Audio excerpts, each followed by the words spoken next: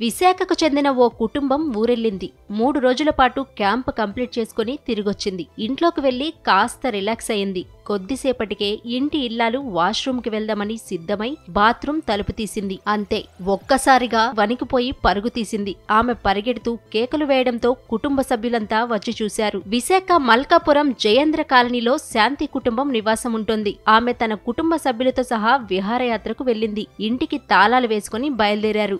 3 రోజుల తర్వాత తిరిగొచ్చారు. తలుపు తాళం తీసి లోపలికి వెళ్లి సామాన్లన్నీ సర్దుకున్నారు. ఆ తర్వాత కాళ్లు చేతులు కడుక్కునేందుకు వాష్రూమ్ వైపు వెళ్లారు. తలుపు తీయగానే అక్కడేదో ఉన్నట్టు గుర్తించారు. చీకటిలో తాడులా కనిపించినా కాస్త కళ్ళు తుడుచుకొని చూసేసరికి భారీ కొండ చిలువ కనిపించింది. బాత్రూంలో తిష్ట వేసుకు కూర్చున్న పైథాన్ శబ్దాలు చేస్తోంది. దీంతో ఆ భారీ కొండ చిలువను చూసి కేకలు పెడుతూ అందరూ పరుగు తీశారు. వెంటనే స్నేక్ క్యాచర్ నాగరాజుకు సమాచారం ఇచ్చారు. స్పాట్ కి చేరుకున్న నాగరాజు అండ్ టీం భారీ కొండ చిలువను చాకచక్యంగా పట్టుకుంది. 9 అడుగుల కొండ చిలువను చూసి స్థానికుల గుండె ఆగినంత పనైంది. ఆ కొండ చిలువను బంధించడంతో అంతా ఊపిరి పీల్చుకున్నారు.